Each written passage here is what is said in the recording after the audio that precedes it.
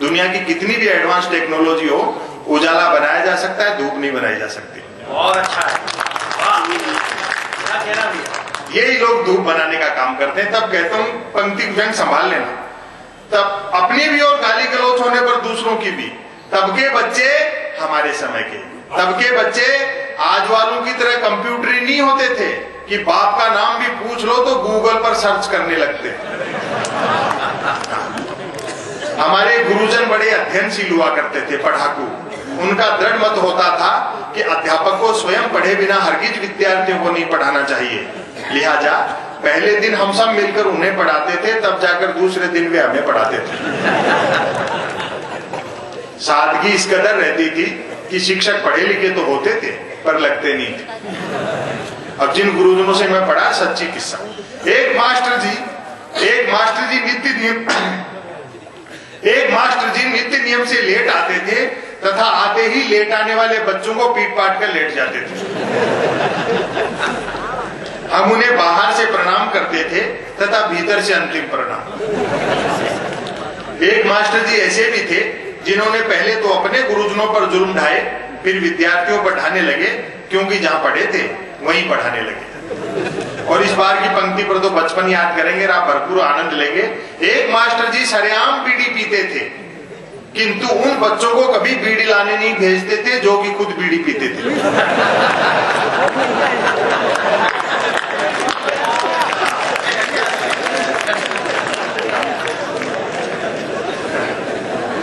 उस जमाने में कोई भी शिक्षक अपॉइंटमेंट और रिटायरमेंट को अलग अलग नहीं मानता था। वेतन ऐसे लिया जाता था मानो पेंशन पा रहे हो। अध्यापक बनने के लिए कोई ट्रेनिंग या बीएड एमएड जैसे चौंचले नहीं होते थे, सीधी नियुक्ति होती थी। तत्पश्चात करत करत अभ्यास के जड़मती होत सुजान। तमाम अध्यापकों का कहना था कि नौकरी सरकारी हो तो व्यक्ति को शेर की तरह जीना चाहिए। शेर से उनका तात्पर्य अकबर इलाहाबादी के शेर से होता था। हम क्या कहें अहबाब क्या कार्य नुमाया कर गए, ये दोस्त क्या बताएं कितने बड़े काम कर गए। हम क्या कहें अहबाब क्या कार्य नुमाया कर गए, बीए किया, नौकर हुए, पेंशन मिली, फिर मर गए। पिछले दिन एक पुराने गुरुजी टकरा गए। अब मैं इस लेख का समापन करता हूँ, समापन पर तालियां जरूर बजा देना वरना फिर इसी को शुरू कर दूंगा। पिछले दिन एक पुराने गुरुजी टकरा गए, सेवा निवृत्त हो चुके थे, निवृत्त होना शेष था।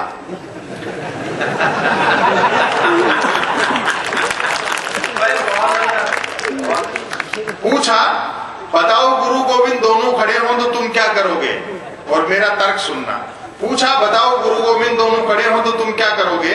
मैंने कहा मैं तुरंत गोविंद के पांव पकड़ दूंगा कि हे गोविंद ऐसे गुरुओं से बचा।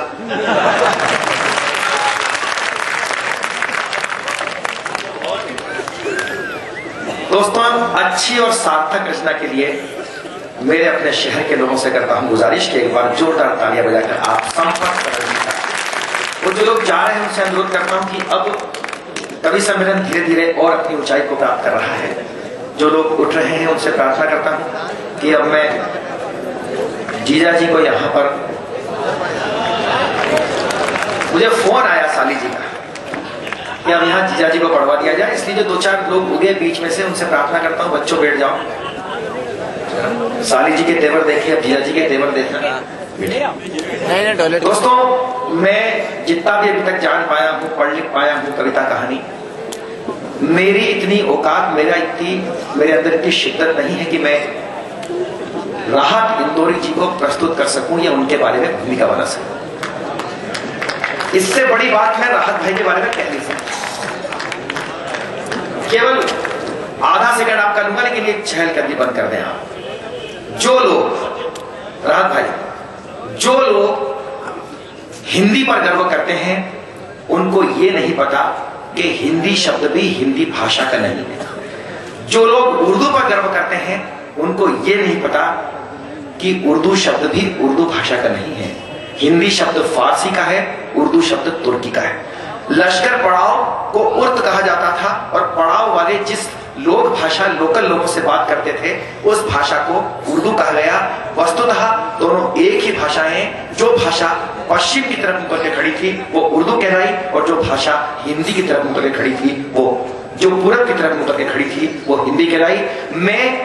मैंने एक पत्रकार है यहाँ पर दिनेश दत्त, उन्होंने कहीं रपट लिखी थी, मैं केवल 4 पंक्ति उनकी पढ़ता हूं और डॉक्टर राहत इंदौरी जी को आपके समक्ष पेश करता हूं कि जिस रात हिंदी और उर्दू एक गहवारे में झूलकर मोहब्बत की ऊंची ऊंची पेंगे बढ़ाती है, उस रात तारीखियों को शर्मिंदा होना पड़ता है।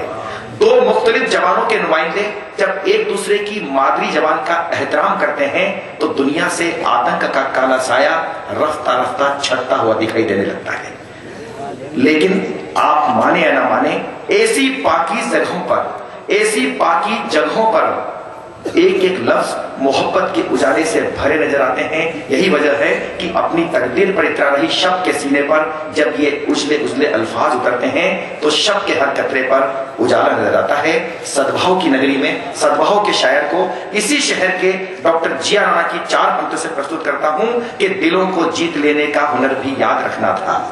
मेरी पंक्तियां नहीं है, डॉक्टर जिया राणा की पंक्तियां। बड़े शायर के लिए आप सबकी तालियां उठे उनकी अगुवाई में डॉक्टर जिया राणा की पंक्तियों के लिए कि दिलों को जीत लेने का हुनर भी याद रखना था, हमारे साथ सदियों का वो सफर भी याद रखना था, और हुमायूं का वो राखी बांध कर रिश्ते निभा जाना इधर भी याद रखना था, उधर भी याद रखना था। मैं उन्हें आवाज नहीं दे सकता, मेरी हिम्मत नहीं है। डॉक्टर राहत इंदौरी को आवाज दे, निमंत्रण दे, दावत दे, आप सबकी जोरदार तालियों की गड़गड़ाहट राहत इंदौरी।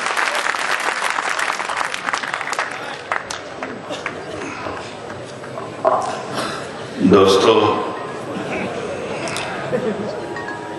अन्नपूर्णा ग्रुप, योगेश साहब और हमारा भाई हमारे अशोक भाटी